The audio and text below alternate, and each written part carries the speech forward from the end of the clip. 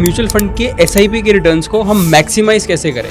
इन dates पे लगाना चाहिए तो ज़्यादा रिटर्न्स मिलते हैं। 25th एक बहुत अच्छी डेट है जहां से हमें स्पेशली अगर आप मिड कैप स्मॉल कैप में अपनी एसआईपी डाल रहे हो तो वैसे ही सेंसेक्स निफ्टी में भी है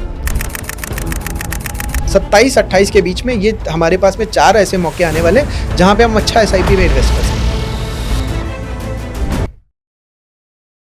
तो रुचिर भाई, म्यूचुअल फंड के एसआईपी के रिटर्न्स को हम मैक्सिमाइज कैसे करें? कुछ आपने बताया था कि इन डेट्स पे लगाना चाहिए तो ज़्यादा रिटर्न्स मिलते हैं, तो वो आप बताओ थोड़ा। तो आपका जो क्वेश्चन है बड़ा खतरनाक है, बिल्कुल बैंग ऑन है। थोड़ी देर पहले हम लोग अगर स्टॉक्स की बात कर रहे थे, आपको याद होगा 25th एक डेट मैंने बताई थी। 25th एक बहुत अच्छी डेट है जहां से हमें स्पेशली अगर आप मिड कैप स्मॉल कैप में अपनी एसआईपी डाल रहे हो तो बिल्कुल उस डेट से डालो। वहां पे बहुत अच्छी टाइम, बहुत अच्छे प्राइस पे हमको स्टॉक्स मिल सकते हैं। इसका भी एक लॉजिकल रीजन है, वो भी बता देता हूँ, बहुत जल्दी बताऊंगा कि इन जनरल एक नौकरी पेशा वाला पर्सन सैलरी पाता है 7, 8, 10 तारीख तक। बहुत सारे लोगों की 27, 28 भी आती होगी, तो उनके लिए तो बहुत अच्छी अपॉर्चुनिटी। लेकिन जिनकी ऐसे लेट आती है, एक पहले हफ्ते में आती है, वो वहाँ पे इन्वेस्ट करते हैं और फिर मार्केट में इन जनरल जो बॉटम बनता है वो 25 के आसपास बनता है।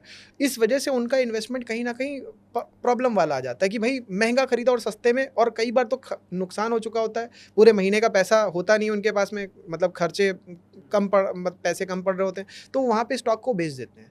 25 को अगर वहाँ पे आप बेच रहे हो और जो पहले से मतलब आपने महंगे में खरीदा हुआ है, तो आपका नुकसान हो रहा है। मैं कह रहा हूँ कि वहाँ से एसआईपी डालो।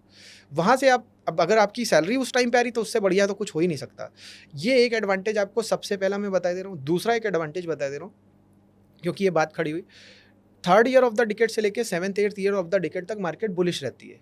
उसके बीच में 4 करेक्शन आते हैं। ये क्योंकि अभी ये टाइम चल रहा है इसलिए बता दे रहा हूँ कि lump sum 7th 8th year of the decade मतलब 2027-28 तक ये बात वैलिड रहने वाली है।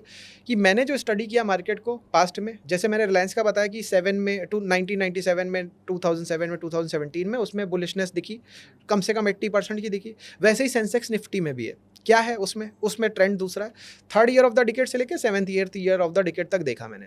लेकिन फिर मैंने एक चीज़ और एनालाइज की कि इसके बीच में भी करेक्शन आता है। वो करेक्शन कितना बड़ा होता है वो बता दे रहा हूँ। वो 15% के आसपास होता है, मतलब 12% से 15%, 3 बार आपको दिखेगा। एक बड़ा करेक्शन दिखेगा जो 33% के आसपास होगा। इसका मतलब ये हो गया कि अगर मैं एक अमाउंट लमसम में डालना चाहता हूँ तो मैं वेट करूँ, जब वो 12 से 15% का करेक्शन मार्केट में मेरे को दिखेगा निफ्टी में, तो मैं स्मॉल कैप ले रहा हूँ, चाहे जो ले रहा हूँ वो ले सकता हूँ, मैं उधर ले लूँगा। वो 12 से 15% का करेक्शन जैसे ही आएगा मैं वहाँ पे डालूंगा। अगर मेरी एसआईपी 10,000 की जा रही तो मैं 1 लाख रुपए डालूंगा वहाँ पे, क्योंकि वो तो मैं 10 महीनों में इकट्ठा करूंगा।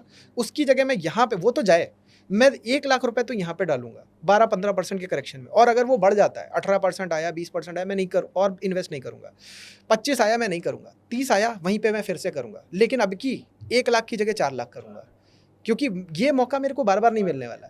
तो यहाँ पे मैं 4 लाख करूँगा। फिर मेरे को पता अभी जो 27 या 28 है, वहाँ तक मेरे 12% 15% वाले अभी 2 और तो कम से कम आएंगे। मतलब अगर यही वाला पहला ही वाला 33 हो गया तो 3 और आने हैं वो, तो वहाँ पे मैं फिर 3 मतलब 1-1 लाख करके फिर से डालूंगा। तो इस तरीके से मेरी ज़्यादा यूनिट तैयार हो जाएंगी और कम सस्ते में तैयार हो जाएंगी। शायद इसके लिए एसआईपी के फॉर्म में मेरे को बहुत टाइम वेट करना पड़ता, इतने सस्ते में नहीं मिलती। और एसआईपी भी अगर देखिए, आप कोरोना का क्रैश देखो, 1 महीने के अंदर वापस ऊपर जाना चालू हो गया। तो एक बार अगर आप ऐसी सिचुएशन में बाय कर लेते तो ज़्यादा, और मैं तो अमाउंट भी ज़्यादा कह रहा हूँ क्योंकि कैलकुलेटेड है पहले से।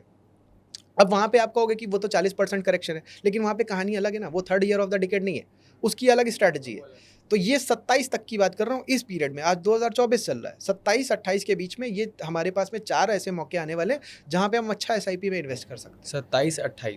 27-28 तक, ठीक है। 4 ईयर ऐसे आएंगे मौके और ईयर 2027-28 तक हमें ऐसा दिखता है कि पास्ट के बेसिस पे, ऐसा पास्ट में भी हुआ है। जैसे 93 से 98 देखा, 2003 से 2007 तक देखा, 2013 से 17-18 तक देखा, ऐसा हुआ उनके बीच में। तो वही मौका हमको यहाँ पे भी चाहिए और हमको मिल जाएगा तो हम कर लेंगे। और जो बड़ा वाला करेक्शन है वो 4th year of the decade से लेके 6th के बीच में आता है। मतलब यहाँ अब 4 तो मतलब 24 तो इन जनरल पूरा हो चुका है, लमसम अब 2-4 महीने बचे हैं। तो इसके अंदर आ गया तो अच्छी बात है, नहीं आया तो हमारे पास तो 25 बचा है और 26 बचा है, वहाँ पे कहीं आ जाएगा तो हम कर लेंगे।